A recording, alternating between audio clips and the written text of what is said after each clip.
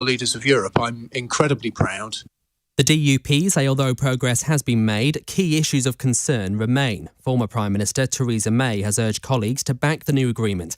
Labour leader Sir Keir Starmer has also told the Prime Minister he can expect support from the opposition benches. We will not snipe, we will not seek to play political games. And when the Prime Minister puts this deal forward for a vote, Labour will support it. Elsewhere, a minute's silence has been held in the Commons for former Speaker Betty Boothroyd, who's died at the age of 93. She was the first and only woman to hold the role.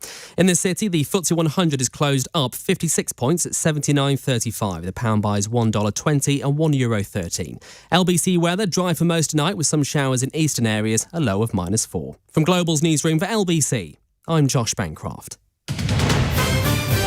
This is LBC from Global, leading Britain's conversation. Cross Question with Ben Kentish. Hello, very good evening. Ben Kentish here with you for Cross Question, with a stellar panel here to discuss Northern Ireland, Brexit and anything else that you want to call in and put to our panellists, who today are Claire Hanna, the SDLP MP for Belfast South, who will be joining us very shortly. Sir Christopher Chope is here, the Conservative MP for Christchurch and a former minister in the government of Margaret Thatcher and John Major. Hilary Schan is with me, the co-chair of Momentum, and Ryan Shorthouse, the founder and think tank of the centre-right Bright Blue think tank. 0345 6060 973, the number to put your question to our panellists. Call 0345 6060 973. Tweet at LBC. Text 84850. Cross Question with Ben Kentish. This is LBC. Right, let's come straight to your calls. Claire's going to be joining us very shortly, but Christopher, Hilary and Ryan are already here and waiting to take your questions. Naomi in Sheffield is going to kick us off this evening. Naomi, very good evening to you. Hi, Ben. Hello, how are you? Well, I'm good. Good. Your question to the panel. Yeah, it was, does anybody still want to call Rishi Sunak weak today? Because even though I'm a Labour member, I think he has played an absolute blinder. And it's given me optimism, and I have not had that since 23rd of June, 2016. Interesting. So, Christopher, does anyone want to call Rishi Sunak weak? Naomi is convinced by his deal. Are you? Well, I've certainly never called him in weak, and I'm delighted that Naomi thinks it's a good deal, and I think most people seem to think that it is an unexpectedly good deal, and obviously everybody's looking over the small print and the legal texts, but at the moment it looks as though what is being described as a good deal is actually a good deal. And what I think it brings into focus is how appalling the original deal was that Mrs May negotiated and which dear Boris had to inherit as the price of being able to get Brexit across the line. So enormous progress has been made, and I think Boris has been vindicated because he said that he'd sign up to this because there was no alternative, but that in the end time would show that the Northern Ireland Protocol wasn't going to work and it would need to be replaced. Well, how does Rishi Sunak having to spend countless hours negotiating a deal to undo the damage and solve the problems that Boris Johnson's deal did, how does that vindicate Boris Johnson? Because it wasn't going to be possible to spend all these hours, you say probably many months, negotiating the Northern Ireland arrangements. It wasn't going to be possible to do that if we wanted to get Brexit done on the 31st of January 2020, which is what was achieved. And I think it was always going to be very complicated, but it was made more complicated by the sellouts that we delivered back in 2018 when Mrs May over the Christmas seemed to be completely taken by surprise, folded and abandoned our best interests. So it's taken a bit of time to recover from that, but I think Rishi's done a good job. Hilary, is Rishi Sunak weak? Does this disprove the claim that Keir Starmer and others in Labour have been making about him? Well, I think you kind of hit the nail on the head there. I don't think you can really define strength by having had to clean up the mess of consecutive failed Tory prime ministers being held hostage by the DUP and the ERG again. And having to kind of grovel around and, as you say, spend hours negotiating on this. So, yeah, although progress may have been made, I don't think you can really define that as strength in a Prime Minister. Is this potentially a turning point, though, for Rishi Sunak? Is this it's going to be seen, I think, as a big success? Do you worry, as presumably a Labour supporter, that actually this could be a turning point when it comes to the polls ahead of the next election? No, not at all, because I think, when you actually look at the polling of the British public at the moment and in terms of what their priorities are, I mean, Brexit has fallen right behind, in comparison to a few years ago. I think about 15% of people are now saying it's a top priority for them.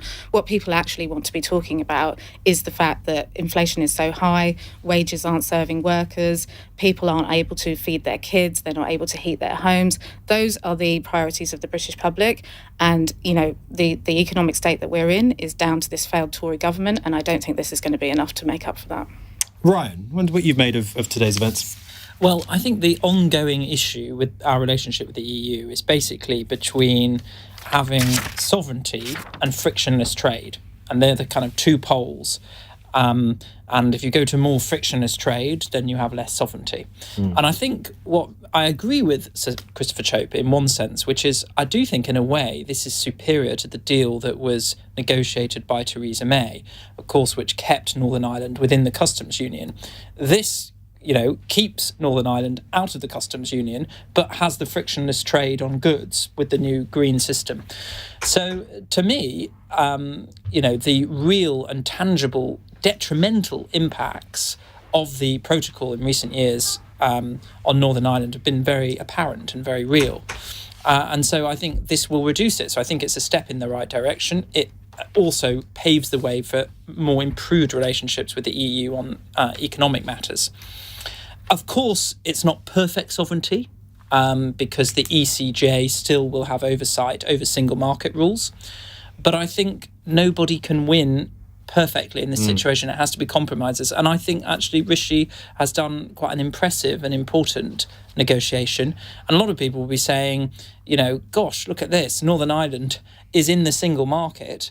But, there is a degree of control with the so-called Stormont lock on the goods aspect. But nonetheless, it's sort of, in a great way, it would be great if Great Britain was in the single market and had some kind of veto or block as well. So I think Northern Ireland's got quite a good deal. Let's put that to Christopher. Claire Hanna, SDLP MP, is with us.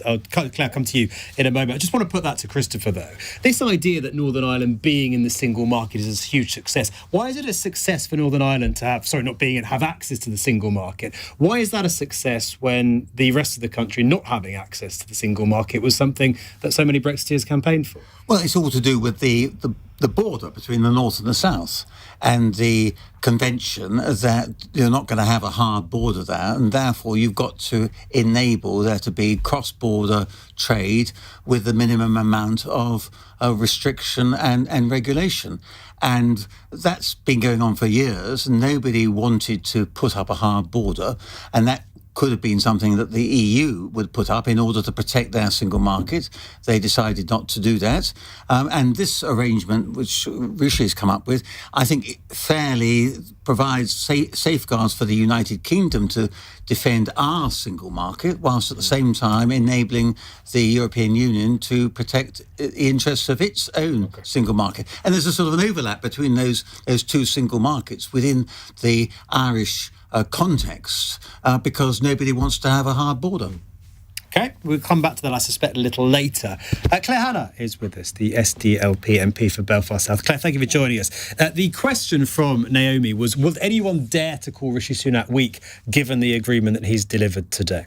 Well, I've just come from the comments and apologies for being late. And I did commend Rishi Sunak. This is real progress. He has taken a considerably more constructive approach than his predecessors. And frankly, I don't know if Naomi is in Northern Ireland, but people in Northern Ireland have been stuck in a very exhausting and polarising loop for the last few years. I think a lot of the critique of the protocol has been overplayed, and it is important to remind people that a majority of voters members or a majority of parties and a majority of business representatives welcome single market access and the protocol. We're all delighted to see reduced frictions caused by Brexit and easier trading, so that this is very welcome indeed. But you've hit the nail on the head about our unique dual market access, and Northern Ireland, it is no secret, has had a sluggish and unproductive economy for decades, and this is a real opportunity, but it will need the government to loudly champion that access and Northern Ireland as a destination for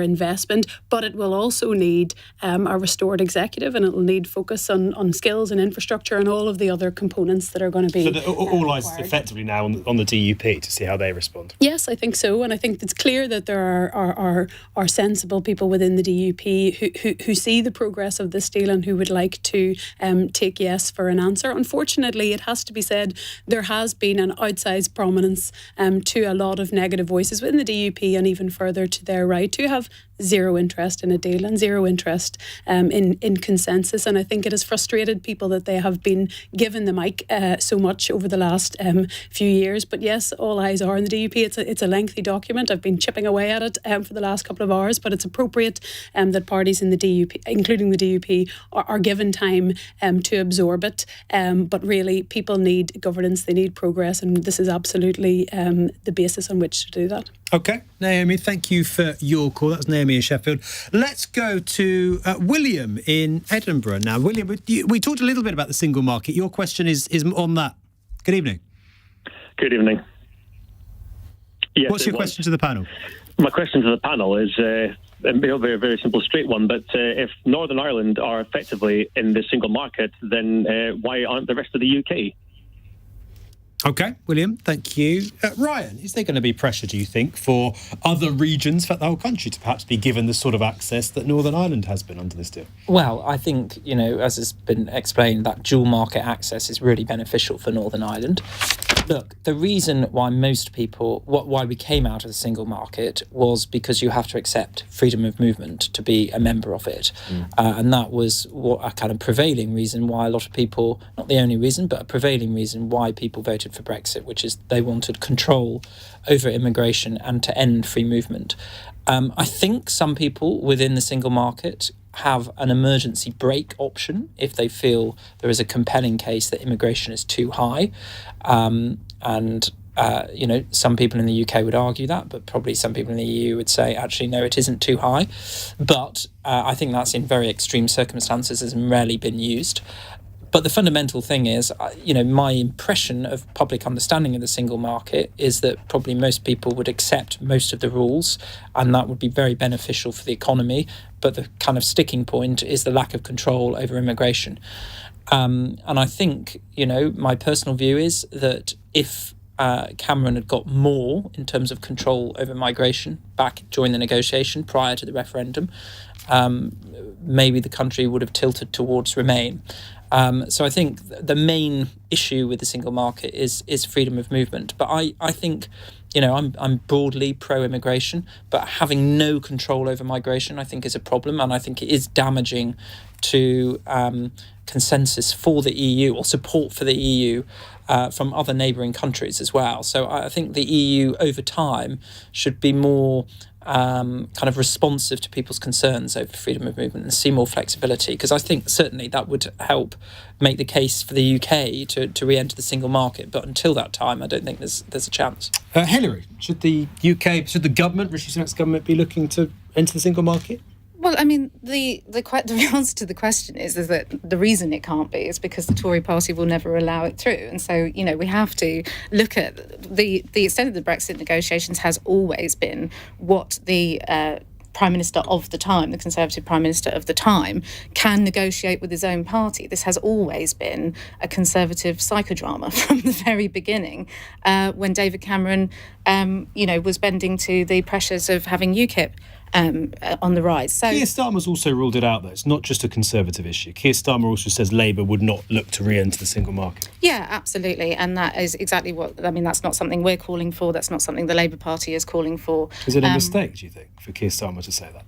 I think that he's right to take that stand at the moment. I don't think there's an appetite for that at the moment. And what we need to be talking about is the broader economic issues of the day. It's like I said before. This is actually, I know this has come to fruition because of this deal now, but it isn't the priorities of the British people. We are still in an economic crisis caused by this disastrous Tory government, who managed to sink the economy in a weekend last year, and we are still recovering from that.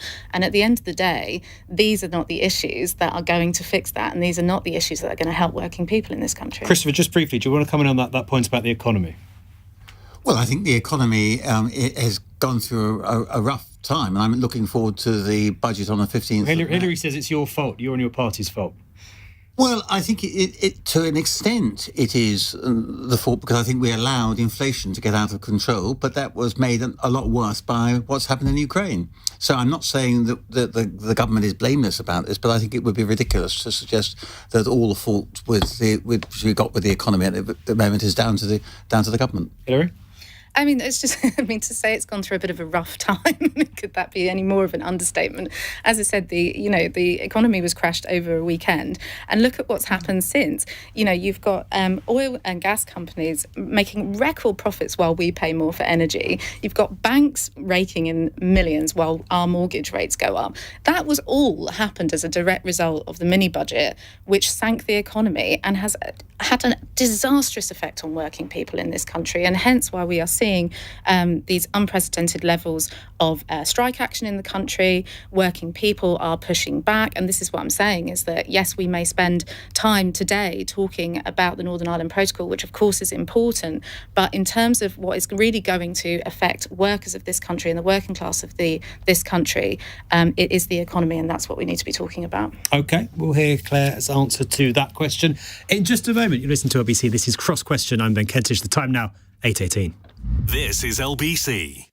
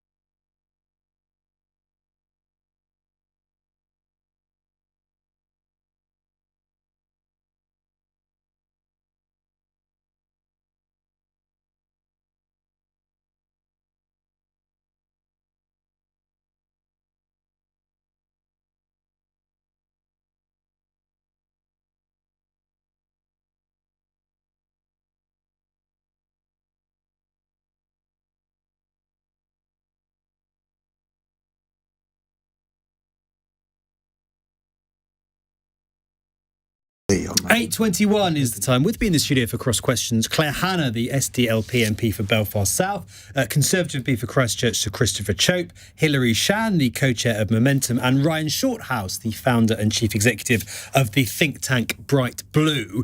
William had called in to ask the panel whether they thought that other parts of the United Kingdom should be given the same access to the EU and its single market that Northern Ireland has under Rishi Sunak's New Deal.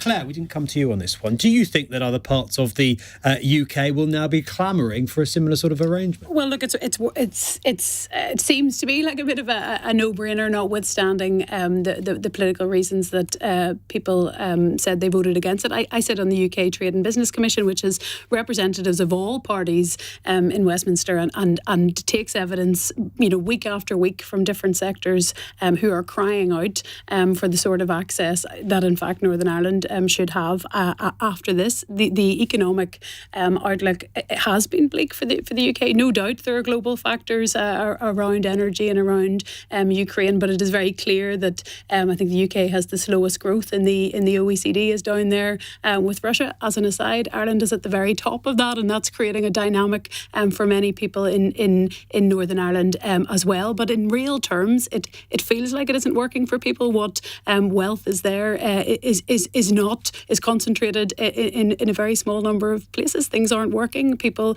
can't keep up with the cost of living, and public services many parts of Scotland, many parts aren't there. Of Wales. Absolutely, who also don't have access. So if it is about growth and if it is about improving people's economic circumstances and opportunities, then to me it is a no-brainer to regularise and improve your relationship with your closest and largest trading partner. I think the arrangement today is an important step on that. It just restores a bit of rationality to that. It takes some of the poison and tension that some small numbers were injecting into that relationship out, and I hope it creates an opportunity for everybody. I don't want to see a lamb farmer in Wales or a seafood producer in Scotland suffering any more than I wish to protect those in Northern Ireland. But what I will say, and that's the region I represent, that at the moment is an opportunity for us, and we want to take full advantage of it. Christopher, just finally on this, if the Scottish Government and the Welsh Government comes to Rishi Sunak and says, hold on, we want a similar arrangement, what should he do? Well, what has happened today is that the position of Northern Ireland within the UK single market has been immeasurably strengthened.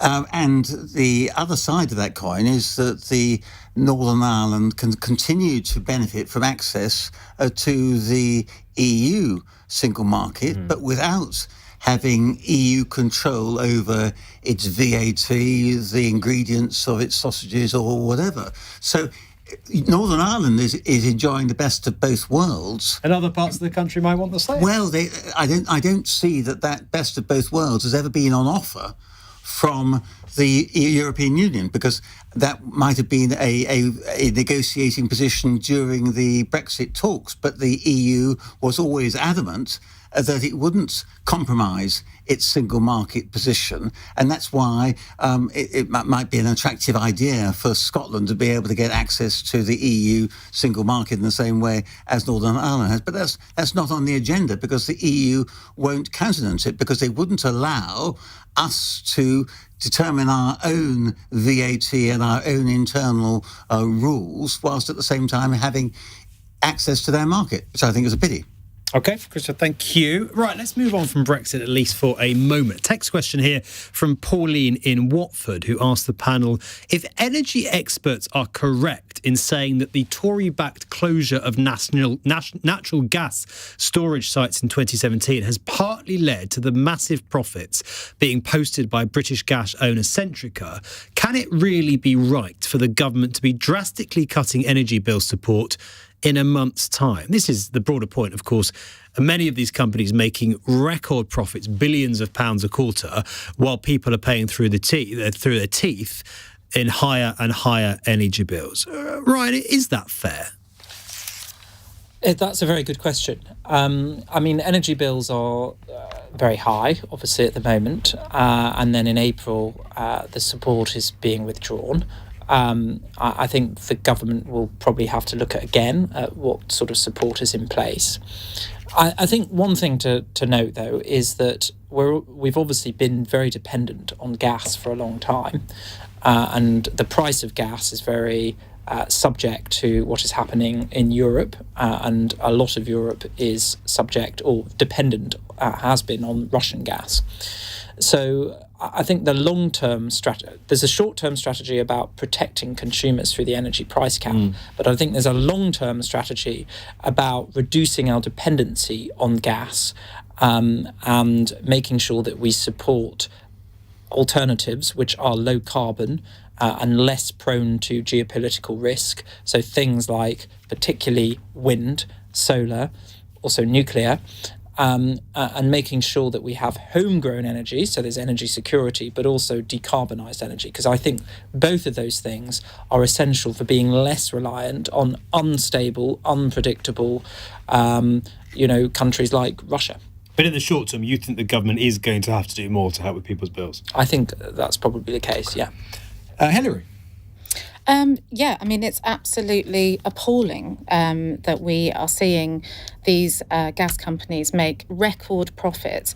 Centrica, who own British Gas, have just announced £3 billion in profits. That's triple their profits, while people's energy bills in this country are going up all the time, and as we heard today, are due to go up even more. So what we really need to be talking about is longer term. We can't keep papering over the cracks. We should be talking about renationalising our energy sector, and having public ownership. And we know that really, generally, about 66% of the population pretty consistently supports public ownership. And if you look at, for instance, EDF, who are a French state-owned energy company who also supply British households, they in France capped their the price rise of their energy bills at 4%, and they've just raked in £1.2 billion in UK profits. So we've got a state-owned energy company in France making profits off of UK households. So we have to, as I said, you can talk about short-term support from the government. Of course, that is a need in this country. We are seeing that absolutely people cannot afford the energy bills as they are, but we have to be talking about a longer-term solution, which should involve public ownership. How are those sorts of figures justifiable, Sir Christopher? Well, the figures speak for themselves. And one of the consequences of having high commodity prices is that the people who are providing those commodities tend to make more money at the time when those commodity prices are high. When those prices fall, then who's going to share the losses? So what we do as a country is we say, well, if you make profits, then you pay tax on those profits, and that's exactly what's going to happen. So because those profits are high, there's going to be more tax revenue arising from those profits. But the old sort of leftist recipe of nationalise it, that's not going to work, because what we need to do is we need to attract private sector investment into new sources of gas, particularly from the North Sea. And we know that even the windfall taxes, which were announced as a sort of rather populist gimmick by the government, in my view, that has resulted in companies saying we're not going to invest in the North Sea in the way that we had been planning to do, because the government is showing itself to be inconsistent in its support or otherwise for those investments. So let's face up to the reality. If we want to have our natural resources exploited by entrepreneurs, then let's give them the opportunity of doing it, and don't let's tax them too much. On that point, Hilary, what would you say to Christopher? That's right. If you want an economy that works for the 1%, essentially, that is what you're advocating for. We have an economy that is just not working for the majority of people in this country. And you cannot continue this trend of having exponential growth for a very, very small number of people. And so we have got to look at massive redistribution of wealth in this country and start making it work for the working people.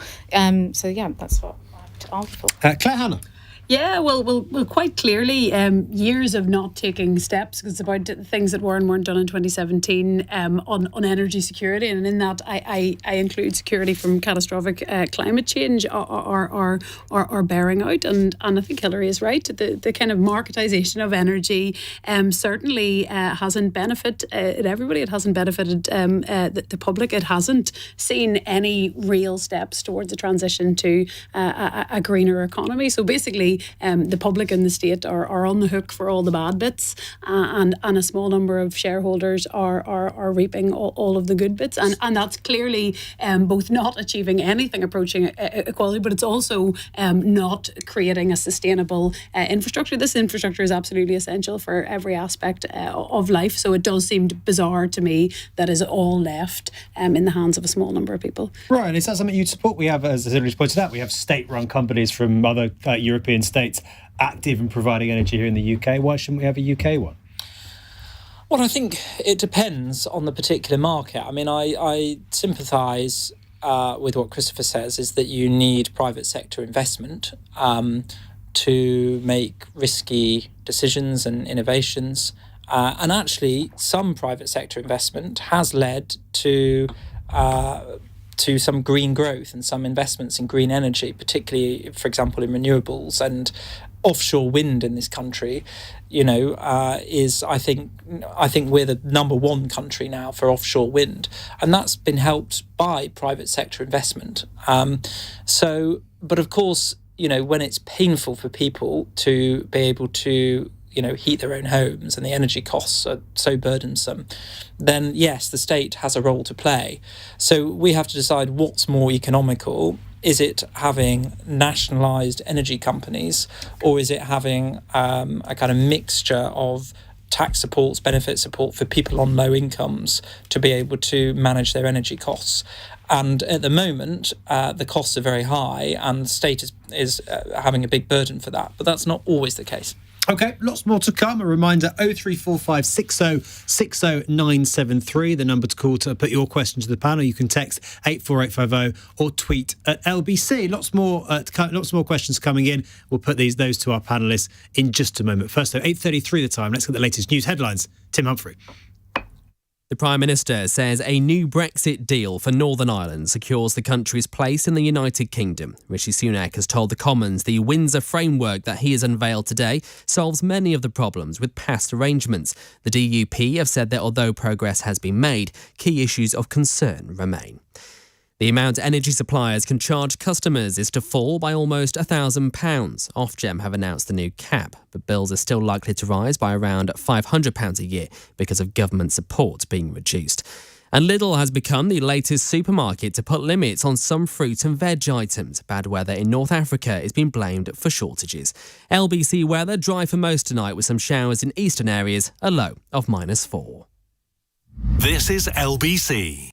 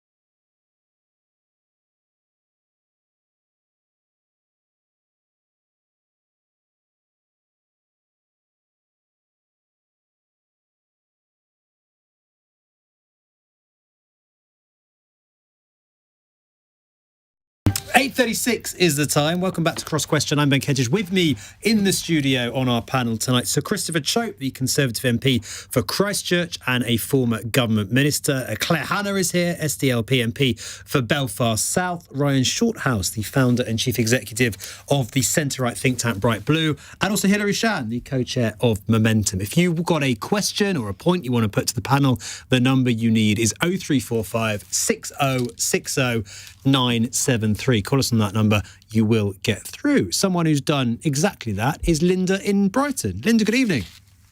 Hello. Hi. Hi. I wanted to ask the panel, everyone that I've heard so far has been saying that this Northern Ireland deal could be moving to people in Scotland, England, saying, well, we would like an economic deal with the EU. And I just wanted to ask the panel, basically, we started off as the EEC, and as far as the B word, Brexit, we've always bucked against any kind of trying to control us to either take on the euro, for example, the Maastricht Treaty. We've always bucked against all the issues around sovereignty. So, what's your question, Linda? Will the panel think that it is a good idea for us to go back to an economic situation with the EU? I know they don't want to, but I wanted to ask the panel, do they think that we could do it? Thank you. So closer economic ties without some of the sort of loss of sovereignty that Leave voters didn't like. I think that's the question. Claire? Well, I come from a region that has fared very badly under sovereignty ultras, people who believe that everybody has to be this and everybody is that, Irish or British. And the Good Friday Agreement was about softening a lot of those lines and making it matter less whether you look to London or Dublin or about borders and all that. And it took a lot of inspiration from the European Union. The French can still be French and the Germans can still be Germans, but in their common interest, they pool their sovereignty and they work together in things that are of mutual benefit to them. And they keep their own agency over things within the nation state. I think that's a pretty good model. I appreciate that I have a different experience of other people. I think the discourse got very, very poisoned in this part of the world during the Brexit years, and that sort of sharing and pooling became a dirty word for very many people. So as I say, it's not really for me to say. I don't represent Britain, but I think closer economic working is, as I said earlier, an absolute no-brainer. I think, in this big bad world that we live in, alliances are made and the world, whether we like it or not, does form into blocks. So I think political engagement and cooperation on big issues, like China, like Russia, like energy are important as well. And I think the closer that Britain can work with the EU, the better for its sake and for the world. Sir Christopher? Well, we started off with a common market, didn't we? That was how we began our relationship with what is now known as the European Union. And then gradually they wanted to create a political union. And instead of it being a common market where you had mutual recognition of different people's positions, it became a single market where it was homogenous, everything had to be the same, and it was all controlled from the centre, and that resulted in a loss of sovereignty and the loss of individual countries to be able to control their own destiny, which is then why the British people decided that they'd had enough and they were leaving, because they didn't want to be part of a United States of Europe. So I think in a sense the questioner answered her own question, because she said the EU won't have this and the EU won't have it. So however much we might have liked to have had a common market and still have had a common market. There are countries with close economic ties to the EU without being in it, Norway, Switzerland, those sorts of models. Is that something we should explore? Well, we tried to explore it, and funnily enough, I mean, the Swiss, which is a good example, what is happening now is that the EU is continuing to try and control the Swiss and to make new deals with the Swiss conditional upon acceptance of more of the EU rulebook. And the same is true of other countries which are slightly semi-detached from the European Union. The European Union is inherently aggressive and wants to take over other countries' interests and economies, and that's what we resisted, and now we fought back against it, and we're now free to do You can our only own do thing. that with those countries' express approval. It doesn't go invading countries and taking them over like Russia does. But it did it gently, without, just subtly, didn't it? Because it gradually moved from being a common market. Most people supported the idea of a common market, but then they suddenly woke up and found that we were talking about a United States of Europe, where they hadn't got any control, and you didn't even have the power of veto. It was majority voting on all things. So if a lot of other countries voted against you, you hadn't got anything you could do to defend yourself. Okay. Right, it seems to me that both main parties at the moment, their leaders are almost so terrified of being seen to betray the referendum result that there's not the scope or the space for a sort of serious, pragmatic, sensible conversation about what a beneficial relationship with the EU looks like. Is that fair? I think that's right. My personal view is that in 10 years' time we'll be in a different place, and that Britain should join and try and lead an economic union rather than be part of the political union that Christopher describes. At the moment, there is the European Free Trade Association, EFTA, to which Norway, Switzerland, Iceland is involved in. And you have a kind of, for a long time, a lot of people in and around Europe have talked about a two-speed Europe. Those who want to federalise quickly, be part of the union, and the political movement on the union to be in the kind of inner core, so France, Germany, those sorts of countries. And then you have a kind of slower tier. My personal view is that it would be in the interests of the UK to try and make that outer tier, which is less interested in federalising in the political union, and through EFTA. But I think there would have to be two fundamental reforms. The first is around accepting free movement. I think there would have to be a change in that for the UK to seriously consider being part of EFTA. And the second is to strengthen the powers that those countries have over single market rules. At the moment, most of them are rule takers rather than rule makers. They do, I think, when regulation is being made, they have a certain say and an influence in particular forums, but I think that should be strengthened. And if those things are strengthened, then yes, I think we should go back to what most people voted for when they joined the common market, which was for an economic rather than political union. And I think it would be in the UK's long-term interest to lead that and shape that, but in the 2030s. Hilary, I suspect most of your members, most Labour Party members, would agree with everything Ryan just said, even if they would ideally go even further. Why do you think Keir Starmer isn't making a case for that sort of relationship, and do you think he should? I mean, I think the thing is that the mess that the Conservatives have made of this over the last few years has made that conversation almost impossible, like you said. But I think the thing that's really important to acknowledge here as well is that we don't get to pick and choose this. We can have these conversations till we're blue in the face, but, the reality of the decision that this country made means that we don't get to pick and choose these things. The reality of this so-called sovereignty on leaving the EU is that we still are at the mercy of the EU to some extent. They are our closest trading partners, as we've seen today. And so when we kind of have these conversations about should we make the argument for this, should we make the argument for that, we don't actually get to pick and choose that at the moment. We've kind of got to get on with it and make the best of a bad deal. Linda, in a sentence, if you would, wonder what you make of what you just heard.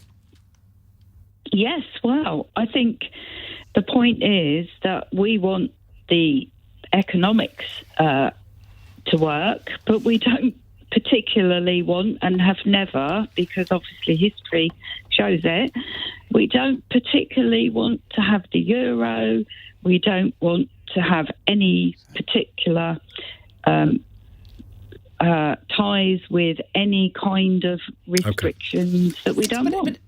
But Claire, it just very is briefly, worth if you would. saying, the social aspects of Europe have been hugely beneficial for this place as well, and the environmental protections and the workers' protection. So it wasn't just about trade. It raised the level of protection for people on the planet as well. All of those rights haven't been secured. They are still for the chopping block under a piece of legislation that's going through at the moment. They could all fall off the book, and I think we'll know all about it if those protections disappear, and I'm not confident they'll be replaced by the current government. OK, thank you all. More questions to come in just a moment. This is LBC. I'm Ben Kentish. The time now, 8:47.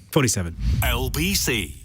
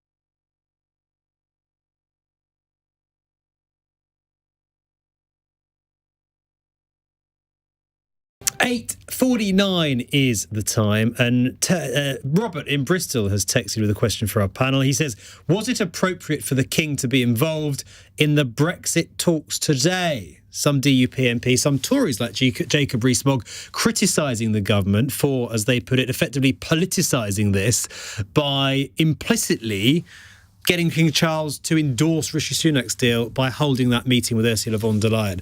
Is that criticism fair, Christopher Chope?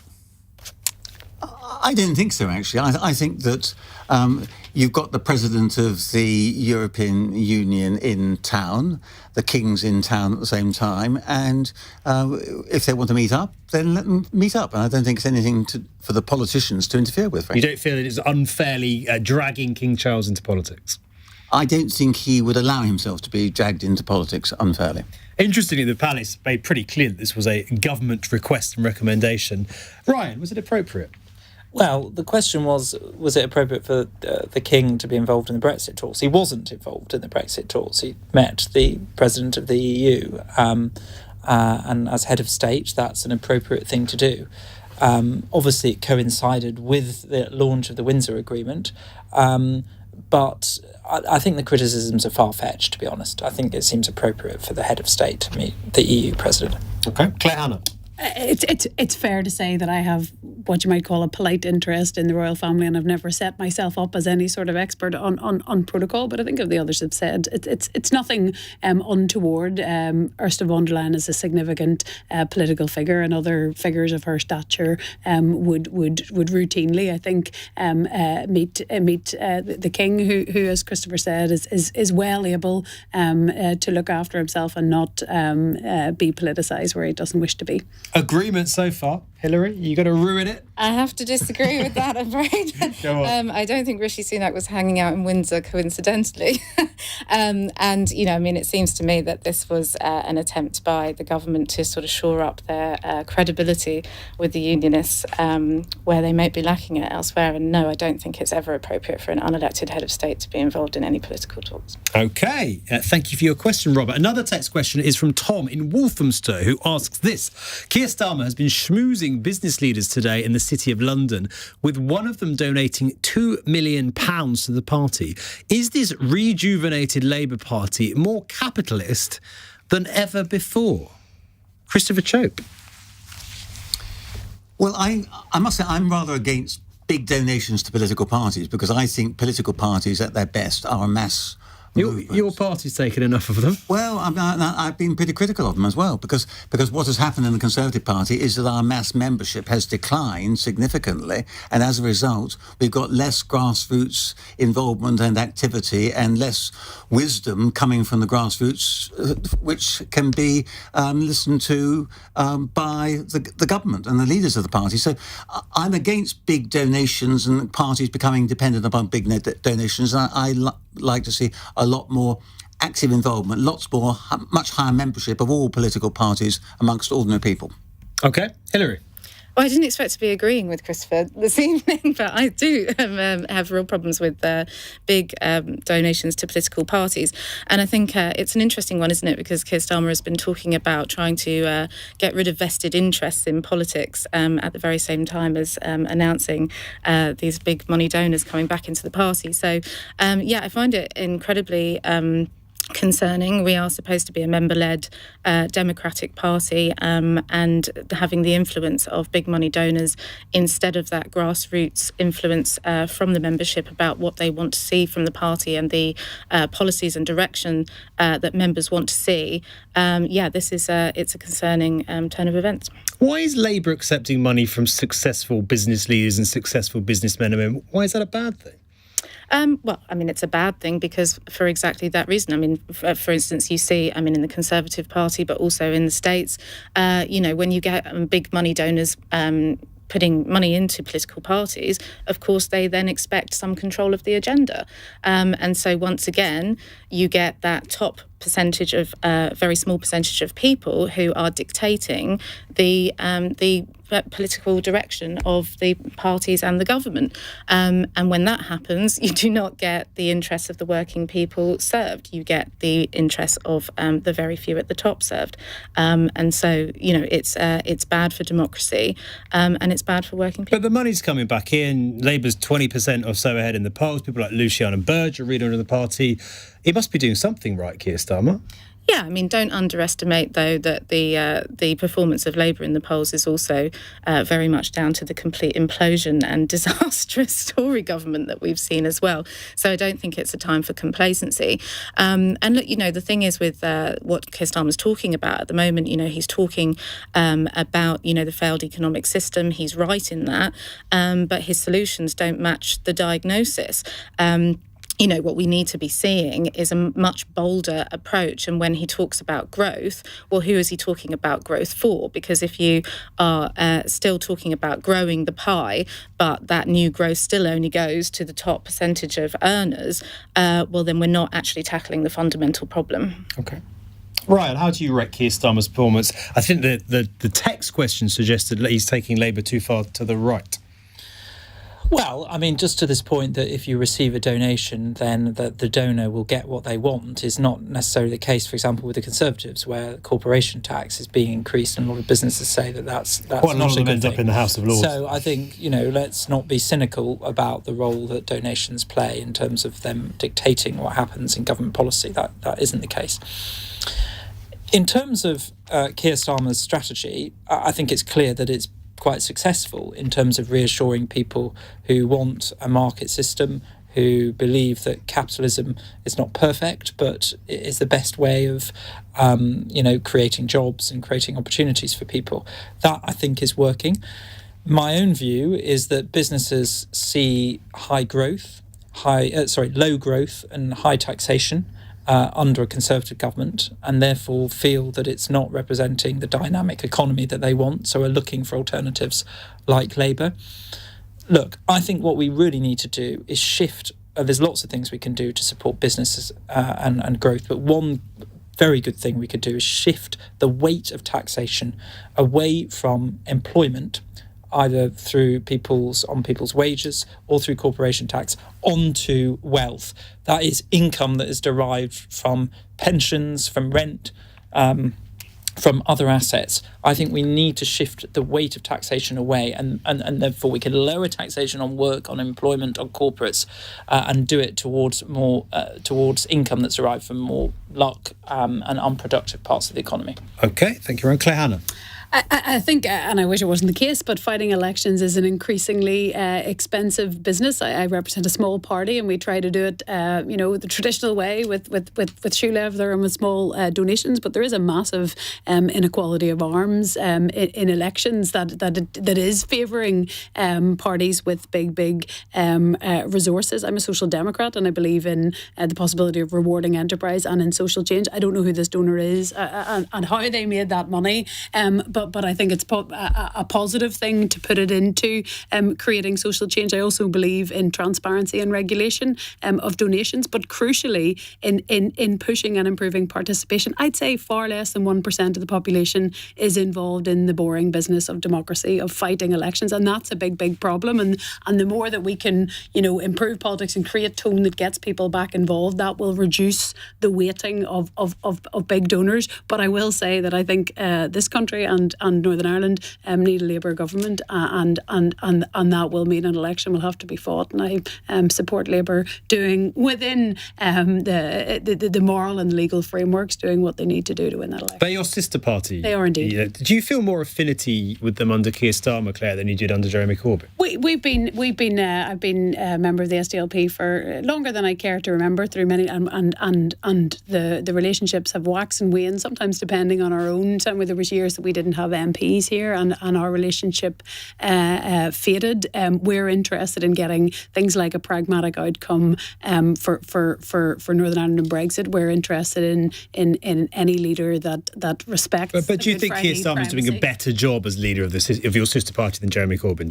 I did. I must say, I wasn't an MP at the time. I had frustrations with Jeremy Corbyn over Brexit and what I saw as a failure to see the existential threat that it faced to Northern Ireland, and not taking some of the early steps. And I believe some of the turmoil that we've had for the last 5 or 6 years could have been nipped in the bud earlier, before or in the immediate years after the Brexit negotiations. And I regret that Labour didn't play a more active. But obviously we have common cause on many issues as well. Okay, final text question. So very briefly. Just look what happened under Jeremy Corbyn in terms of participation in democracy, though. You had a trebling of membership. Yep. When a bold radical policy programme was put to the country, you had hundreds of thousands of people joining it. But you lost 2 elections. But consistently, when actually people were polled on the domestic policies, they consistently performed well. And actually in 2017, we had the biggest rise in vote share since. Very quickly, just in a word, we have a final text question from Sarah in High Wycombe, who says, we lost the marvellous Betty Boothroyd today. Who is the most straight-talking person the panel know in the world of politics? Ryan. Oh, gosh. You had to come to me first. The most straight talking. Right, let's go. We'll get to Hilary in the meantime. I think I would have to go for John McDonnell. I have always found him to be incredibly straight talking, and he's, I think, one of the boldest and best economic minds of our time. Christopher Chope. Well, actually, I think Jeremy Corbyn's very straight-talking, and let's not forget that Jeremy Corbyn helped deliver Brexit. I did not expect you to say that, I must say.